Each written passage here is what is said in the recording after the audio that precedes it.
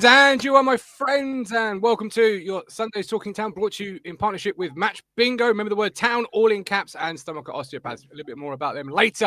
And if you'd like your town news, views, fan opinion, and more, hit that subscribe button and join us. And I'm joined this evening by two wonderful people. First of all, I'll start with the man who's to my left. It might be to the right. I've got no idea how this mirror camera thing works, but you were last seen interviewing a town legend, Mr. Matthew Phillips. Mr. Terry Butcher, how was that? I felt very small against Terry Butcher. You looked, to be fair. Yeah, I'm sorry about that. I should have. Did you notice I'd come dressed as Tony Pulis as well? No one clocked that. Had you really? Cap on. Yeah, not really. I just thought I looked like him when I saw the video back. It was brilliant, wasn't it? I mean, he caught us by surprise, didn't he? He was actually doing some filming for the Combat to Coffee guys at the statue. And then we had the privilege of him jumping on with me for a couple of minutes and got his thoughts. So it was brilliant. Really good. It was great. And obviously we're joined by Lee as well. Lee, welcome in. Did you enjoy the game yesterday? We're going to get into the town in 60 in a second. Did you enjoy the game yesterday? Yeah, I did. Yeah. And just Terry Butcher's obviously from my hometown of Lowestoft as well. So yeah. Get it in, he says. Look, I think he used to live on Carlton Road, if I remember. Hang on. So in wrestling, that's what they would call a cheap pop, where the crowd would erupt. You know, he's from my hometown of Lowestoft, right? So in the wrestling, that's what they would do. So wherever they are, they would clapping that. Right? But this is a sports show. I mean, wrestling's not sport, is it? But just to get the experience, where are you and Terry Butcher both from? Lowestoft. Hey, there's the applause for it. There's the applause. Martin debuted this clapping on the members show Friday. Now he's gone trigger happy on the button. Oh, I can't hear it. I never even knew I had a soundboard. It's brilliant. Okay, so we've got Town in 60 coming right up. This is where you can give your truth, what's on your mind, on your heart, in your soul, a question, a burning desire to get it out in 60 seconds or less before we move on to the ins and the outs of yesterday. I'll start with the seasoned veteran of podcasting, Mr. Matthew Phillips. Give us 60 seconds. I've got a soundboard to end your 60 seconds this week. We've gone high tech. All right. I'm going to try and do it in less than 60 seconds because I tend to do about 120. You do. Go. I think, well, if you saw our members show on Friday, we were saying how big this trio of games was that was coming up, wasn't it? Portsmouth, then Bristol City away. Then, of course, as Terry Butcher called it, the Old Farm Derby next Sunday. So this was the first of that trinity. And we said, didn't we, how important it was to win the game, get points on the board, take any perceived pressure that's on Kieran at the moment with a slow start, take that pressure off his shoulders. And I think we did it. We did exactly what we needed to do. I think you'll probably agree, Lee, in the fact that we've probably beaten a side that will finish mid to lower table and beating them quite comfortably. I mean, as McKenna rightly said in the press, the scoreline didn't actually reflect that, did it really? I thought at 2-0, I thought we might go on 3-4-5 like the Sheffield United game. But I mean, it was a little bit nervous at the end, wasn't it, when Marlon Pack scored that header. But it was a really good performance, but the kind of performance we should expect. There you go. You gong. I didn't even know where you started, so I sat there for a good 20 seconds thinking, when did he start? When did he start? I think I was just in there. I think I just made it. I'll have to watch it back after the show and find out. But Lee, 60 seconds are yours. Apparently, you can't hear the soundboard, so you might be going for a good 10 minutes. We'll find out. What's your town truth? Yeah, so wave. So I guess a bit like Matt, convincing win I've got here. 2 wins on the bounce now. 2 wins on the bounce. I think we ran the midfield. We've got you'd find me a better midfield pair in the championship over a season. Then good luck. And then good luck to that. And I thought we dealt well with the threat of Bishop. You know, we harassed their back line. They kicked it long, and we got players and bodies around him. He was often isolated, and we picked up all the second balls, which I thought was good. Going back to Matt's point, I get frustrated not to score more. Is that a good thing, a bad thing? Will that happen every game that we score 4-5s? No. If we put in those 4 or 5 performances, we're going to win more games than not. And we always look comfortable. They didn't really hurt us, I don't think. Probably the most comfortable 2-1 you could probably ever see. And I think the strength of the squad is beginning to tell. And we're starting to look like we're starting to look like a team that's now been together a little time. Yes, all joined up. So all right. I don't know if that's 60 seconds, 2 minutes, whatever. You might have a little bit more, but we'll let you off. We'll let you off because you're not a seasoned podcast veteran like Mr. Matthew Phillips over there, the interviewer of Terry Butcher. He's got to rise to the standard now. He's hit the top, and now we've got to keep him there. And I feel like Kieran McKenna all of a sudden. Just making sure your performance stays at that level. Because it was integrating into the group. Yeah, so this is my 60 seconds. Disappointing to concede another set piece. I've been on and on about these set pieces. It was great to see us looking dangerous from one with Nunez come on, put a delicious ball in the box from a free kick, but that should have been a clean sheet yesterday. He's got the wrong side. I think it is Capri. Palmer, could he come for that? I don't know, but it's disappointing to concede a goal, particularly from a set piece. Other than that, I thought it was a really comfortable performance. Sloppy in places, of course, things you can improve on. But that's every single game, whether you win, lose, or draw. And it's really pleasing to see us just be comfortable at home and take care of a side that you should, in all respects, take care of at home, Portsmouth, if you want to be a top 2, top 6 side. And we did it. We were ruthless in front of goal. Jaden Philogene opened the scoring. Obviously, George Hurst. But it was just really comfortable. Sloppy at times, but comfortable. And good to see individual performances, which we'll come to in a moment, come to the fore. But set pieces annoyed me somewhat, a little bit. But there we go. That's my 60 seconds. I don't know how long it was because I was talking and looking at you two and not looking at the clock. So no one was waving at me. All right. So it was obviously a 2-1 win. We're going to go on to the flashpoints brought to you by Match Bingo. Have a little advert.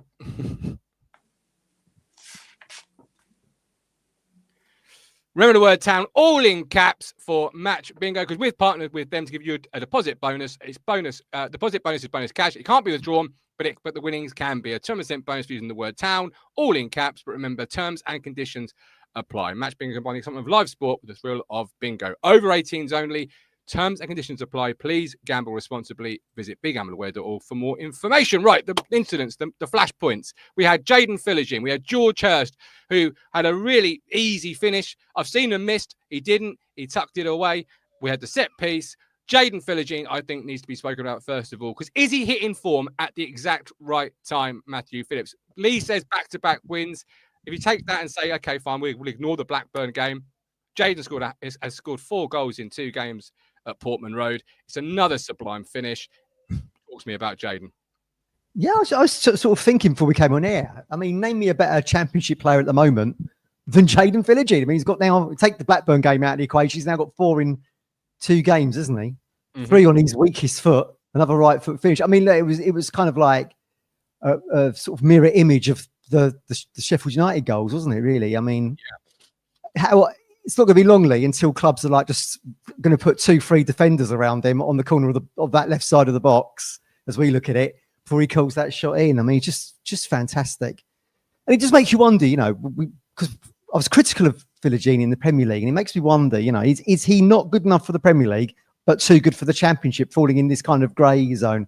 I mean, we'll get more of an idea as the season progresses, but at the moment, he just looks tremendous. I mean, we was chatting to the guys around me, and we were like, he doesn't actually he's not the kind of player on that left side, is he, that's going to get to the byline and stick across in. He seems to want to play in on his right foot and either shoot or square someone else up on the edge of the box.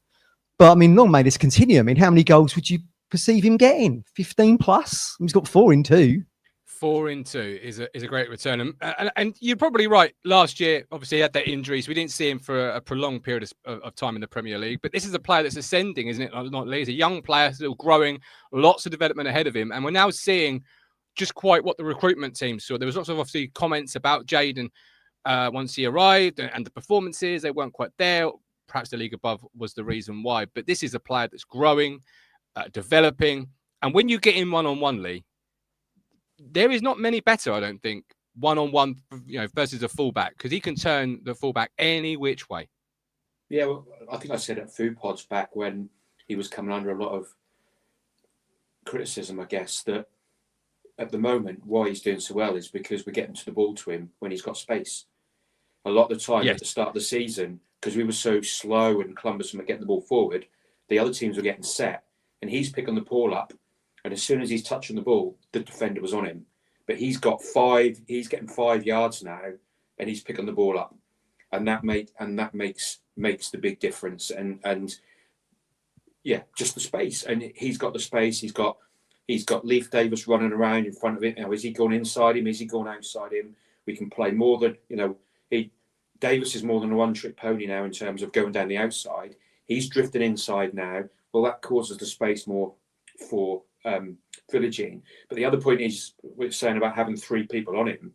When they start to move people over that way, it's going to leave space for the number 10. It's going to leave a bit more space for Smonix to run in, or Akpom, or whoever that may be. But just the other point, really, I guess, is going back to the start. We tried to sign him last summer. Yep. He had a transfer saga where he ended up going back to Aston Villa. Yep. He's a young lad. We then go in for him in January, and then he's coming into a struggling team, and he's a young lad, and he's got to hit the ground running, and he's playing in the toughest, most competitive, the toughest league in the world. Yeah, the elite level. Yeah. So what do we expect from him off the, all the stuff that's probably going on off the pitch? And he's still a young lad, because when he got his match ball, his interview, I'll give it to my mum to look after. That sums up these young players that we've got. So yeah, but great, and long may it continue. I mean, he's just, as long as he does it against Norwich, he's probably going to this is it. And he's coming into form at the right time to perhaps do that, isn't he? Absolutely. But can he do it will he play well every week? Yes. Will he get the chance to curl them in from the corner of the box every week? I don't know. But the hat-trick goal was similar. He nearly had that sort of space in that area. He had that shot second half, although it wasn't a run to go past defenders. He had that shot across the goalkeeper, didn't he? That he didn't get quite hold of. So that reminded me, in some respect, of the position on the pitch, trying to shoot to the near post rather than the back post. So he knows where he's got to put it. He knows where he's got to put it. So we need to see that Philogene away from home as well, Lee. I think that's the difference. What we saw of the Blackburn game last week, McAteer tees him up, doesn't he, nicely in the box. Very tame shot. I think if you had that chance at Portman Road, it would have been a goal all day. So I think that's one of the things that we need to see from Philogene, is to start replicating what we're seeing at Portman Road, which is 10 out of 10 performances on the road. Which goes across the board a little bit in terms of performances, because obviously two really good home performances. Now need to get that away form up and running. But I think Lee, you sort of hit a nail on the head there. And Craig, it was great to see you yesterday as well. Great to see lots of people by the statue yesterday, particularly yourself, Craig. Got some comments coming in about Kayus, who we'll come to shortly. But I think you sort of hit the nail on the head there in terms of Davis and Jaden, and the partnership they're now starting to form. And you can really see the fruits of the labour from the training ground coming into Portman Road, particularly yesterday, where Jaden's starting position wasn't wide, wasn't on the touchline like a traditional, maybe old school winger, but it certainly wasn't as tucked in as Nathan Broadhead and others were in that position in previous years gone by. And I spoke on this on the match reaction show I did from the car, and he's not wide, but he's not central. He's in that position where he can take the full back either direction, but equally Leif Davis can go on the underlap. And he did many times yesterday, and at certain points he got so far forward he was almost a second striker. It was in amongst the Portsmouth back four. Or as for our second goal, as you can see, he goes on the overlap, which then gets played in, ball across the box. George Hurst is right there, and that's a really good tactical tweak I think we've made, and I think it's a really good to see it come from the training ground. That what they've been working on for so long clearly is that type of tactical tweak, and it's really encouraging because it gives Leif Davis that ability to go inside or out. Defenders don't quite know where he's going to go, and it gives Jaden, who when he's got space, he's a really dangerous player, as we've seen in both home games. But for the second goal particularly, Matt, it's really pleasing how we've 2-3 passes, we've cut through their back line, and there's George Hurst, back post, can't miss. Seen players miss, so he's still got to score it. Well done to him. But he's right on the spot. And it's a nice, comfortable finish from George Hurst. Yeah, it was. And it was great. And like you say, it was great to see Leif make that run, because that was kind of vintage Davis from the first championship promotion campaign when he got the record-breaking assist tally, didn't he? Hopefully he can get close to that again. If he does, we'll be top 2, I think. But yeah, it was great. It was from a town from a couple of seasons ago. Yeah, George can't miss. As Terry Butcher said, it's great to see George Hurst to score, to keep that confidence up for him. It was interesting because I chatted to Colin last night on the phone. It's interesting, isn't it? Let's get your take on this, Lee. You've mentioned him earlier, Colby Bishop. Do you think George Hurst is any better than Colby Bishop? Because if Ipswich had signed Colby Bishop right in the summer, I think there would have been a lot of doubters and people saying this is not a good enough signing for us. Because George Hurst has got the history with us from League One to Championship to Premier League, now back down to the Championship there. So he's been part of the story. But actually, if you look at their stats, Colby Bishop and George Hurst, you put the overlaps together, they're pretty much identical. They're very sort of identical style of strikers, really.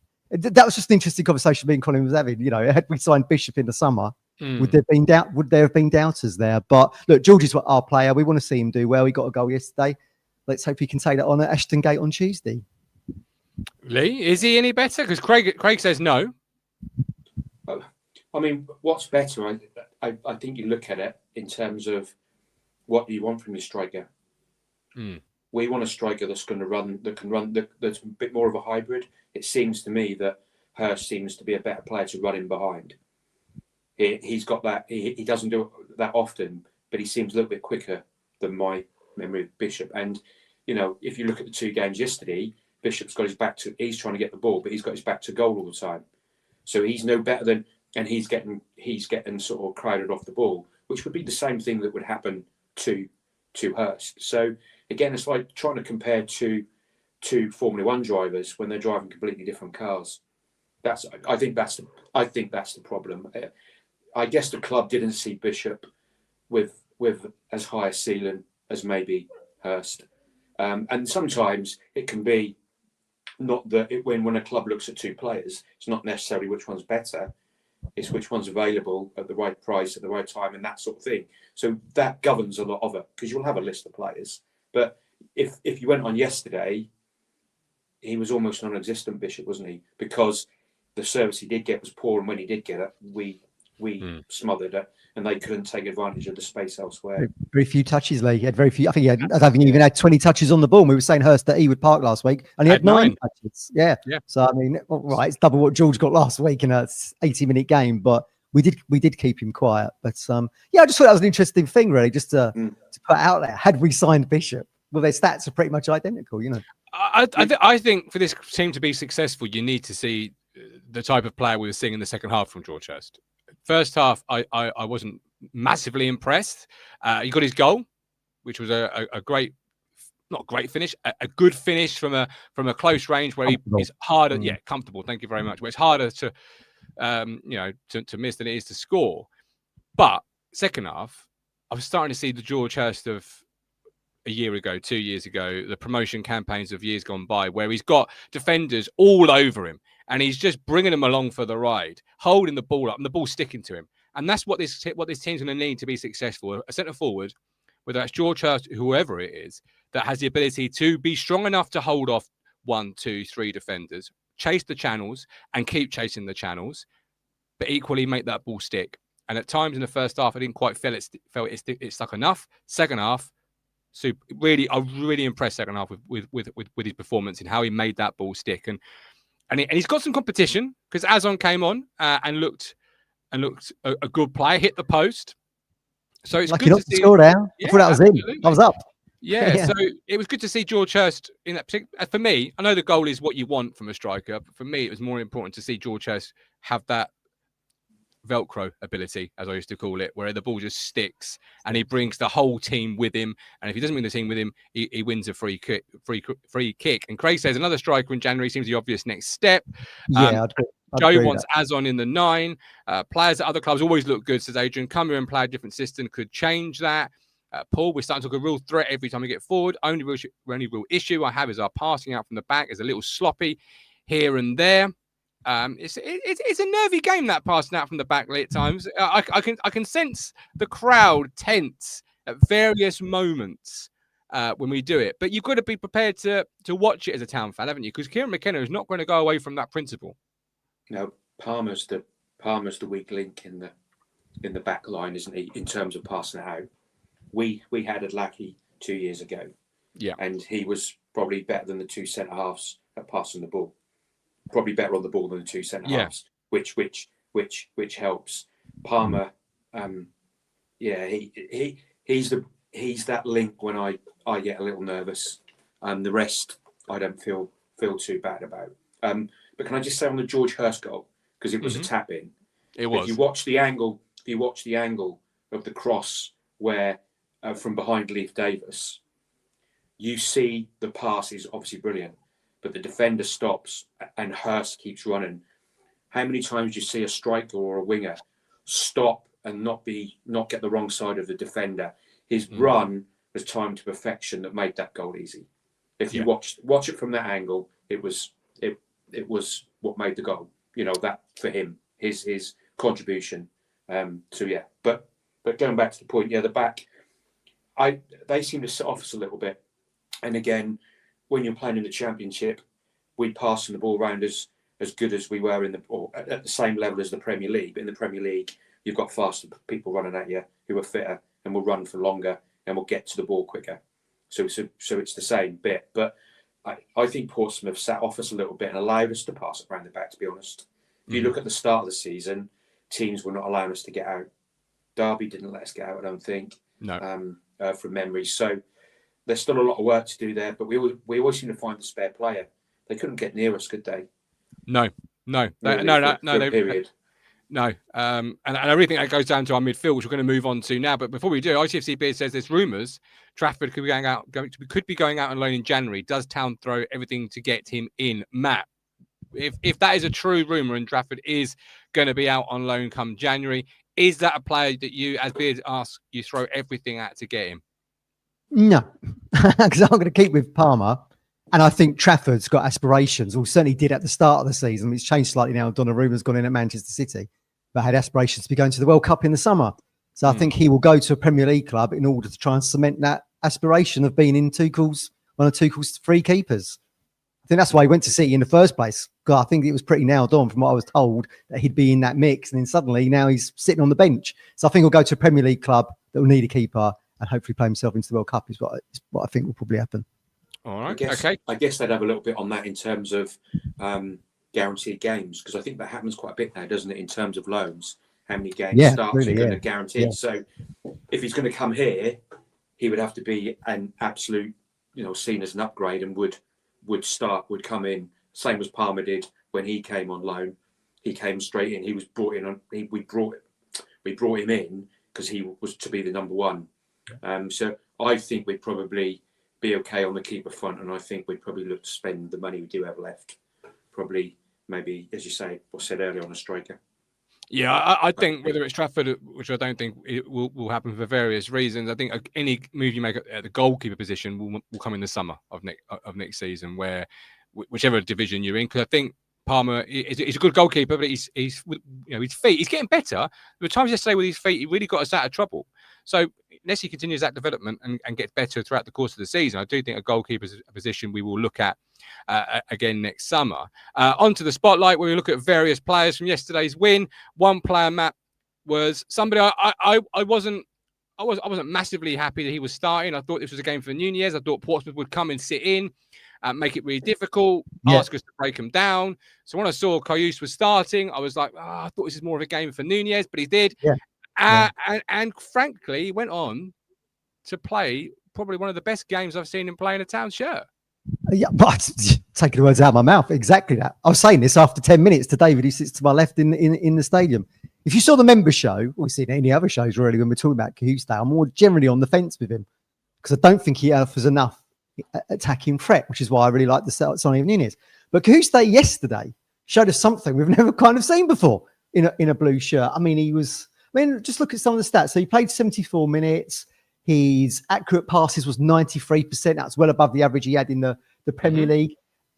Chances created 2. He gets an assist, which we didn't see in the Premier League. He's passes into the final third, 6. This was a Cahuste to another level. I mean, look, you see this every week. Every all these 90 minutes. And I think Nunez will struggle to get into the side because this Cahuste was superb.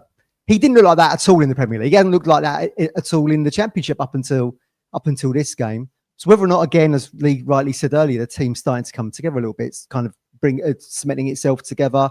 He's used to playing with Matasiwa. Obviously, they played together in France, didn't they? With Reims, I think it was. But he was head and shoulders man of the match yesterday. absolutely tremendous. I mean, maybe he felt comfortable in that midfield against that Leroux, and obviously Andre Dazelle, who bulked up. I didn't recognise him to begin with. Number 21, wasn't he, Andre?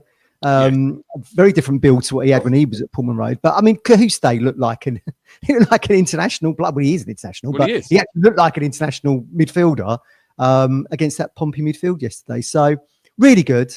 And did you notice Nunes came on wearing odd-coloured boots? Yes, one black, one white. Yeah, never seen that before. Never seen a player wear odd boots before. But I think you're right. I think for the first time, Karius looked like a player making a step down into a division, as opposed, he looked like a class above a Premier League player that was playing at the level below himself, and his ability to turn on the ball, Lee, and drive with it. And that's where the first goal comes from, really. His ability on the ball. He plays it out to Jaden, and Jaden does the rest. But he was just sublime yesterday, Jens Karius. Like Colin says, best midfield player in the Championship. Joe says unplayable in the first 45 minutes. Trevor says Karius brilliant first half, but disappeared second half. And Paul says Karius was sound yesterday. His fitness still concerns Paul a little bit, but he was sound, according to Paul. I thought it was sublime. How did you see his performance before we move on to somebody else? He's our best player. I've said it all along. Point blank, period? He's our best player. You can go back to all the shows. He's our best player in the Premier League, and he's our best player here. He's just our best player. And when he will only be out of the side on rotation to manage him. So we've got two midfielders. We've got Nunes and Cajusta that both got history of injury. Mm-hmm. He'll just rotate them at the right time. We've got this manager who, we start today because we've had a poor start to the season.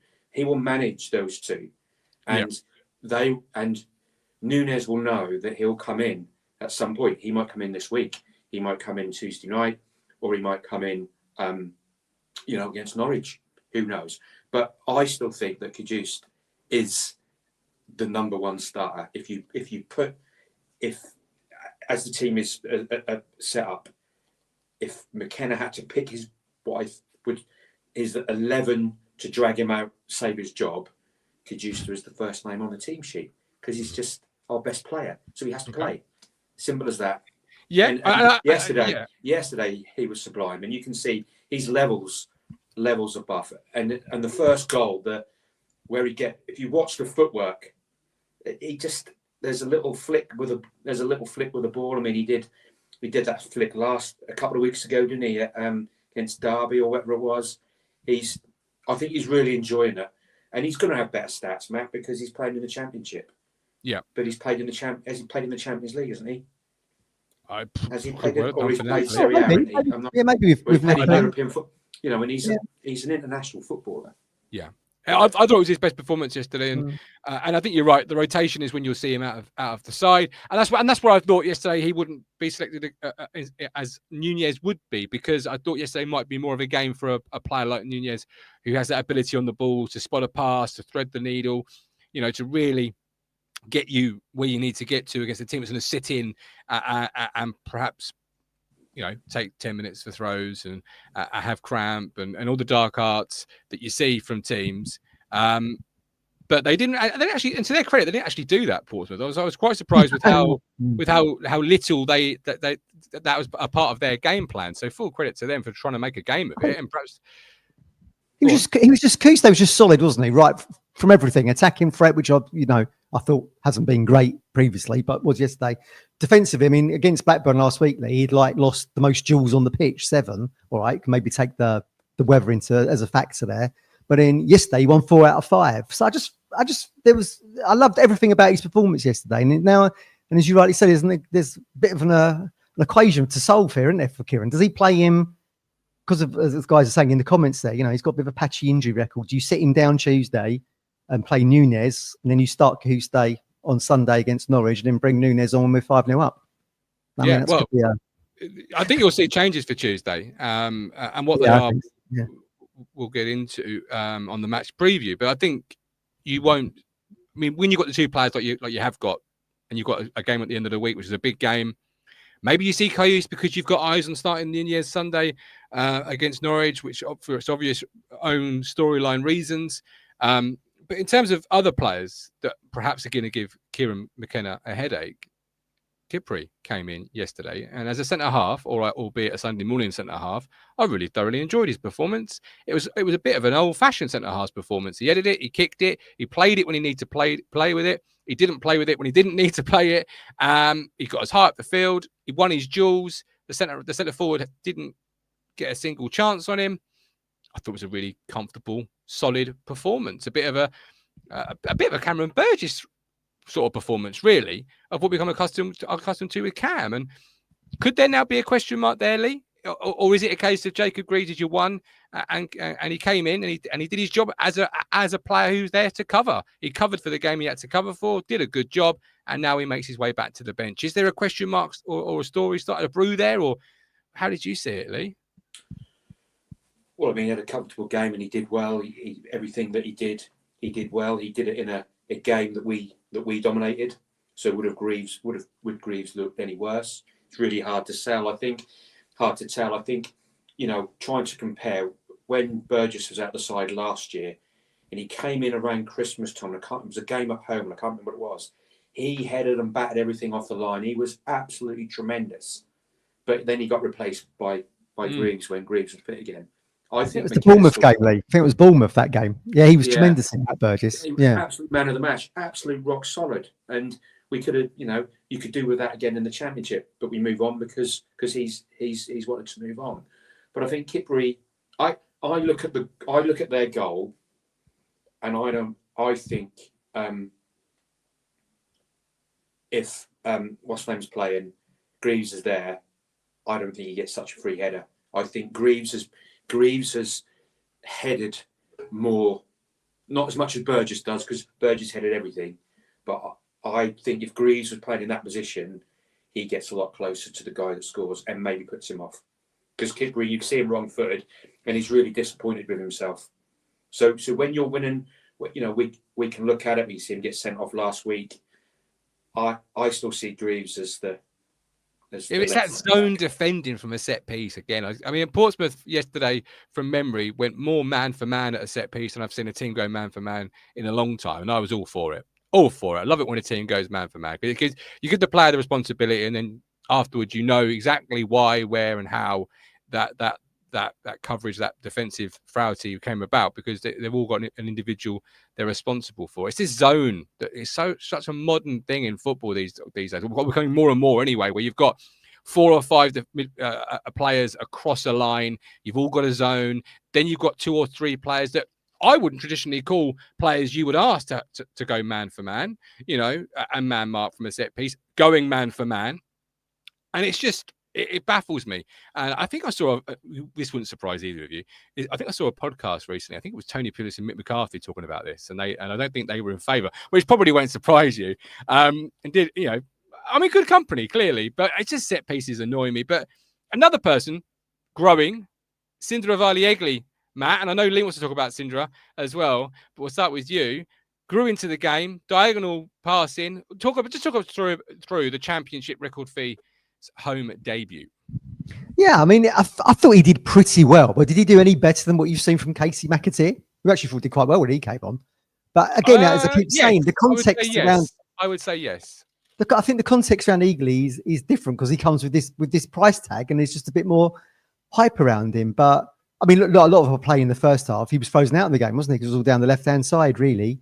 But you look at the stats. Kuste created 2 chances in the game, and so did Eagly, and he was unlucky not to score himself. When he had that shot in the second half and it ballooned up and over the bar, I was desperate for him to score, desperate for him to do well. Yeah. You pay that kind of money for a 19-year-old. That pass he sent out to Kuste across the pitch, first half, Kuste just took it in front of the dugouts, and Kuste just took it with his right or left foot, didn't he? Just brought it down. Fantastic pass. I mean, that's the confidence on a kid that's 19 and the Championship's record by, isn't he? So, yeah, the future's very bright for him. And it takes a while. Look, I mean, he's a teenager. He's moved countries again because he's obviously Norwegian, but was playing in Denmark. Now he's come over to England at 19. So now in his second phase of his career in a different country, and shows you all the confidence that he's got, I think. So brilliant. Whether again, he'll play on Tuesday, whether they'll turn him around quick or save him for Norwich, we'll have to wait and see. But yeah, he looks very promising. It's exciting. Yeah, really good signing. Yeah, and I say yes just based on those diagonal balls, which we haven't quite seen just yet from Casey McAteer.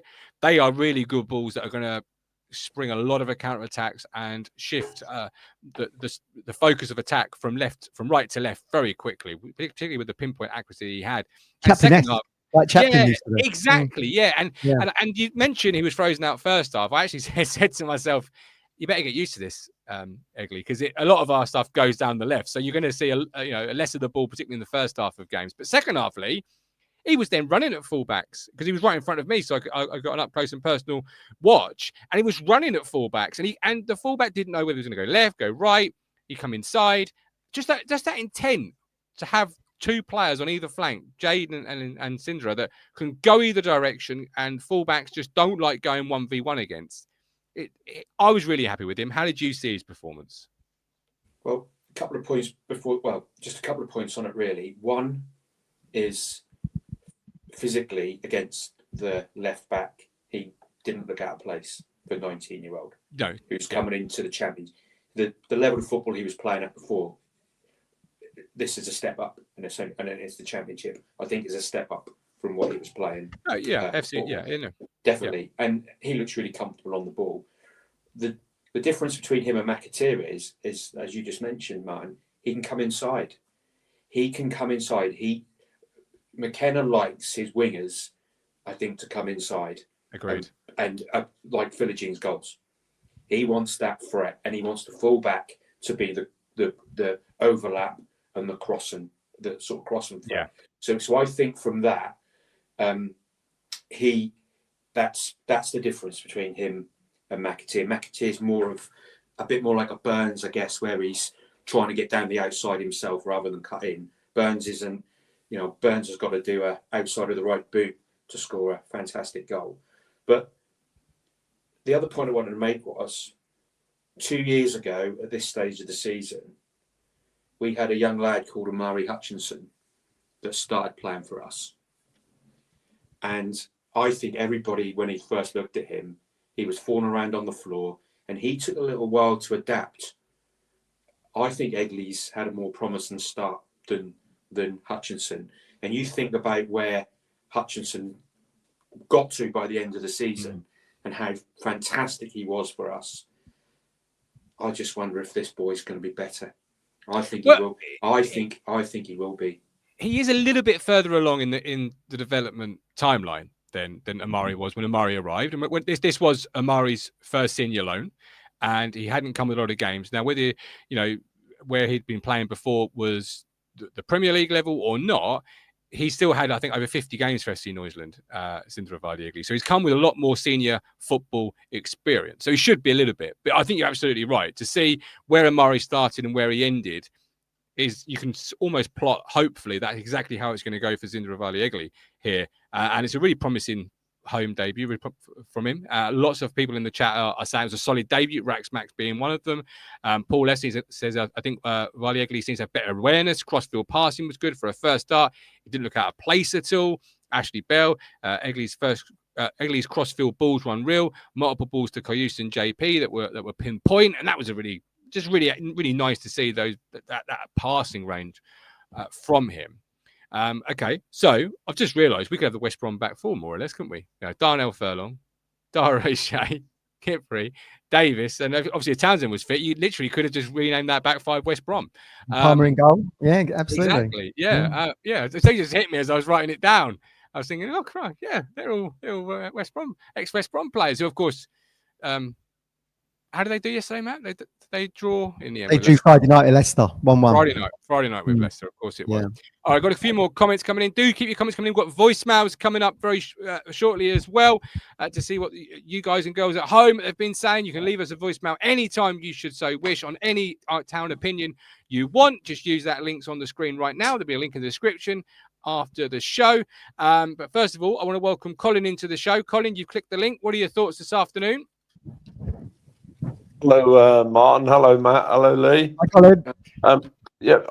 One of my thoughts are all positive, and I got back into my seat yesterday thanks to Lee Smith, and I've got myself a lanyard now so I can use the lift and everything. I'm sitting myself in a nice new seat of what I've ordered myself. So life's a lot better, thank you, Gov. Good. And what did you see from your new seat? What did you see of your Super Blues? Well, I've said this all along since I saw like quite lengthy clips of that young man, Galley. I'm really quite excited about that lad. I mean, when everybody keeps calling him a kid, I was speaking to Matt last night. I wish people wouldn't keep using that term because he's not a kid. He's a young man. A kid is Andre Dazelle or Jason Dazelle, his father, and they made their debut at 16. That's a kid. He's 19. He's a young man. He's played some decent football. And what I saw of him, like, you know, from his first start yesterday, you know, like I say, I saw from his clips that, you know, he got potential coming out of his ears, that lad. Mm. And what I was more impressed about him yesterday is how calm he is on the ball. And look, please take this the right way.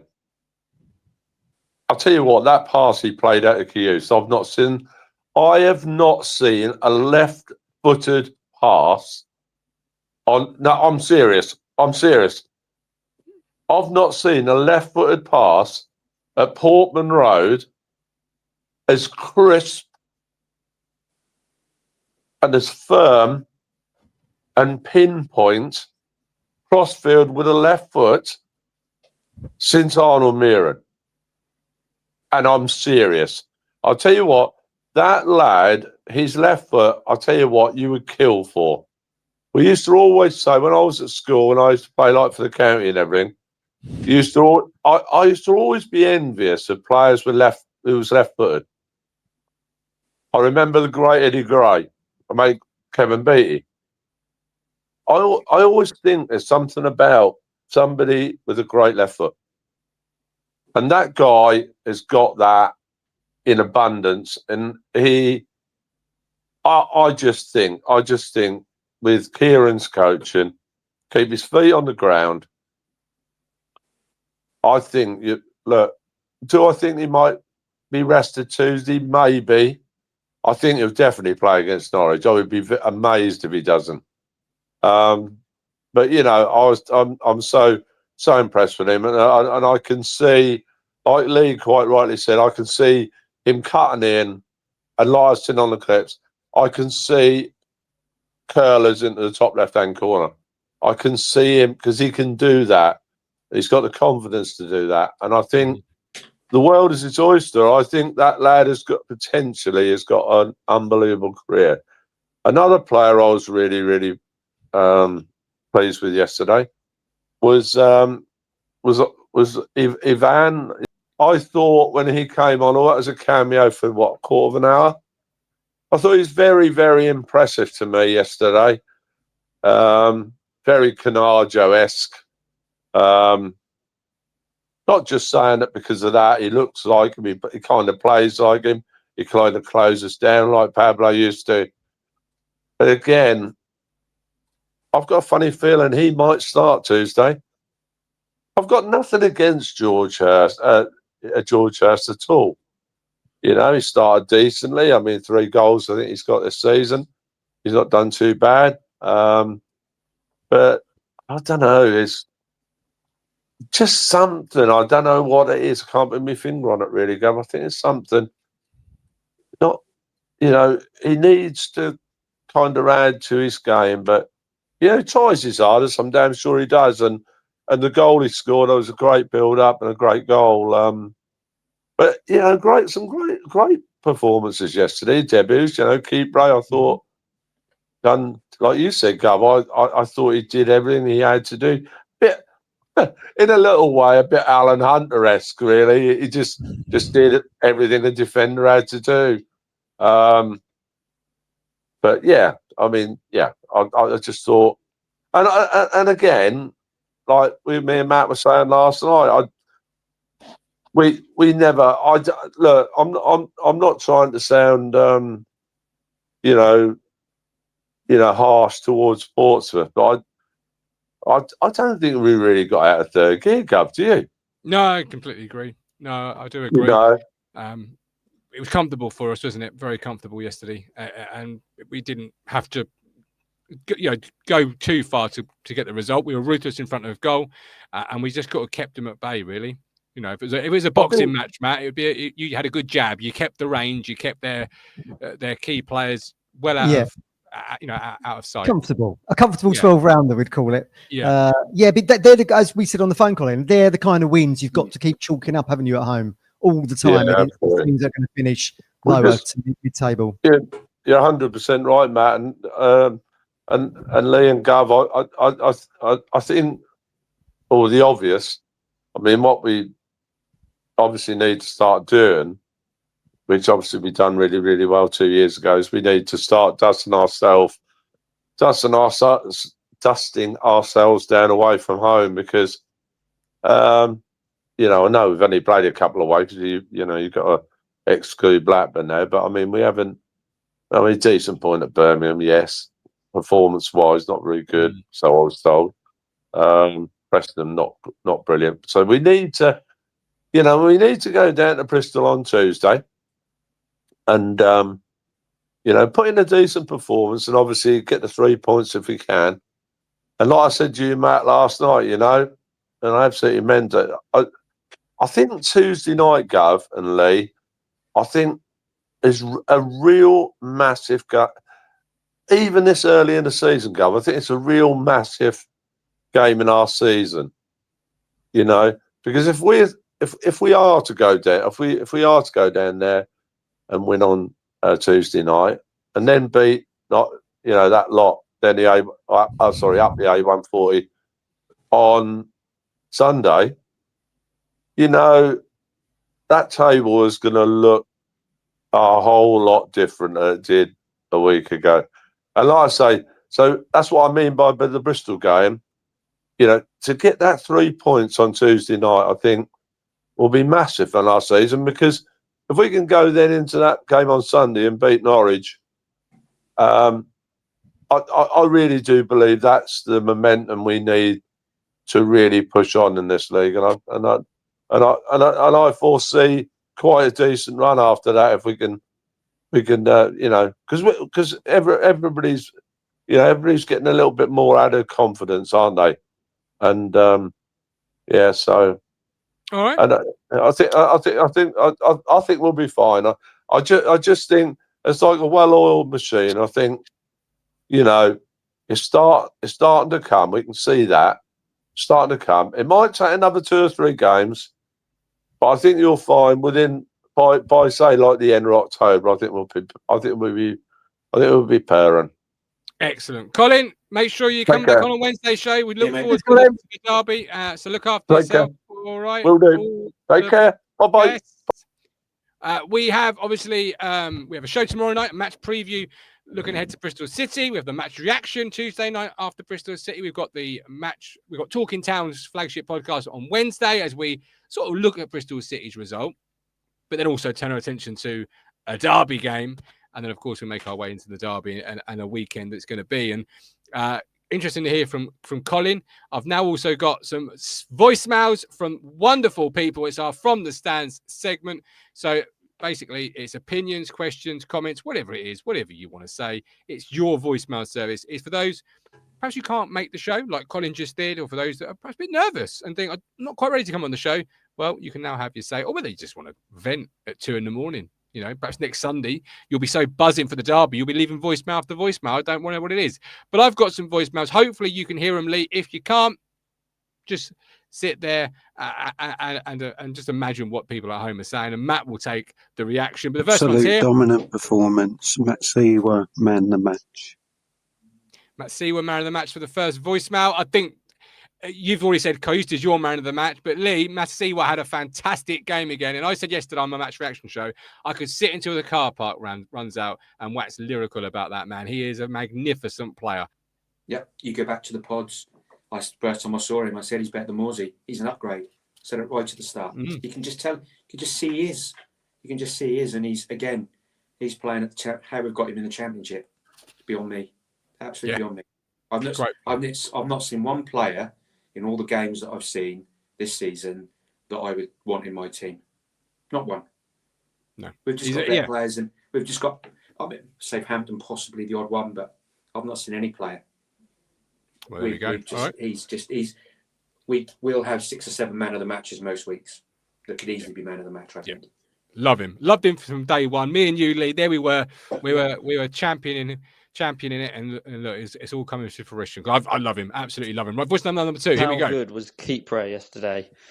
He was absolutely astonishing. He had that little wobble right at the start with that really silly pass, but ultimately, I think overall he made us look more solid.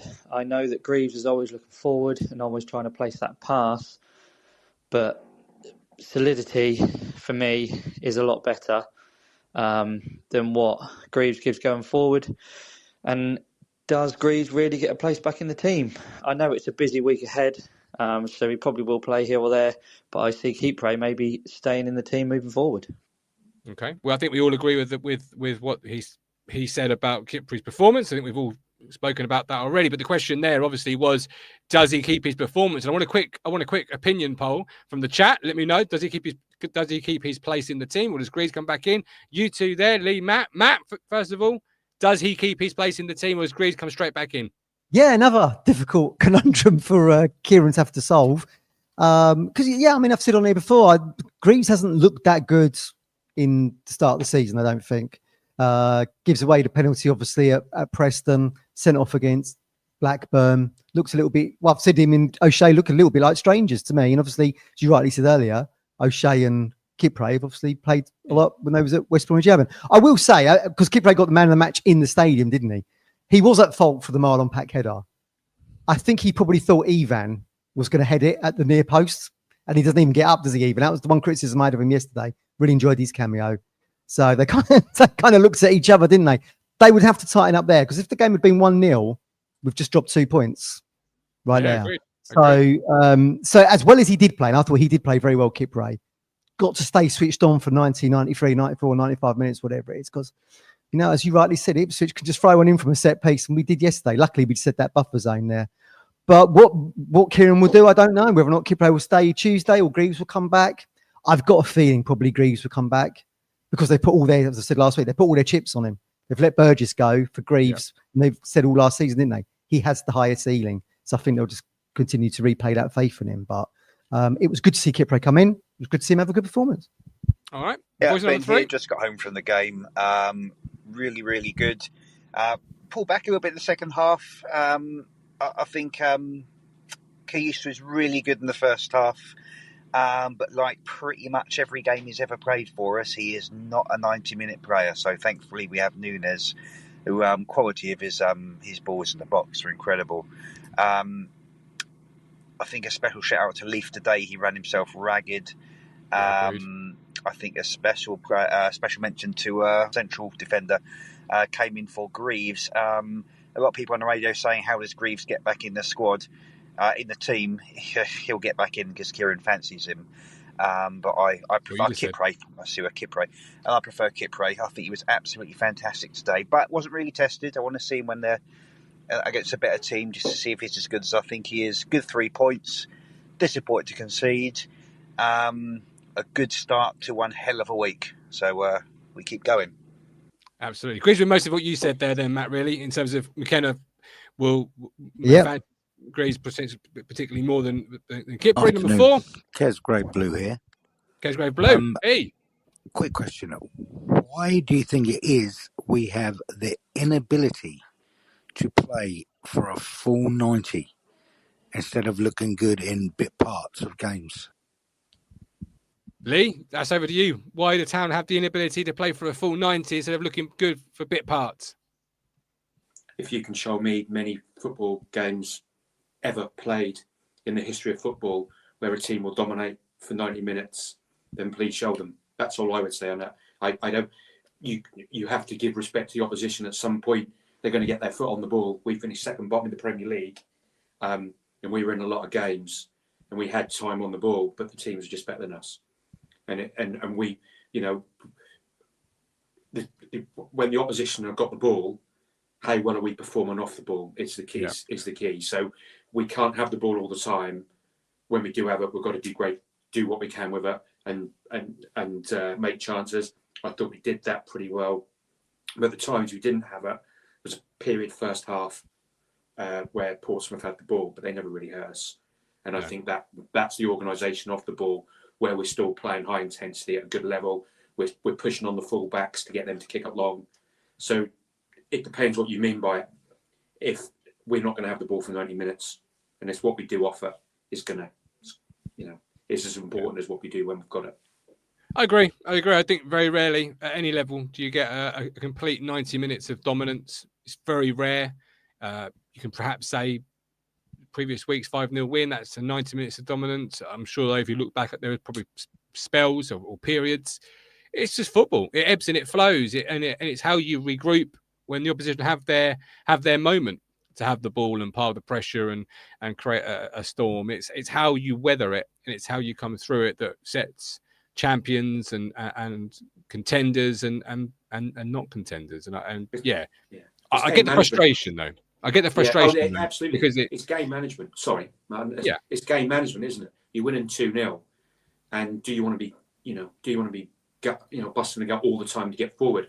And I think we get frustrated because maybe you can see a pass, and I often wonder, particularly like the subs. So when our subs come on at 70 minutes, we change the front four, and we're winning 2-0, 3-0.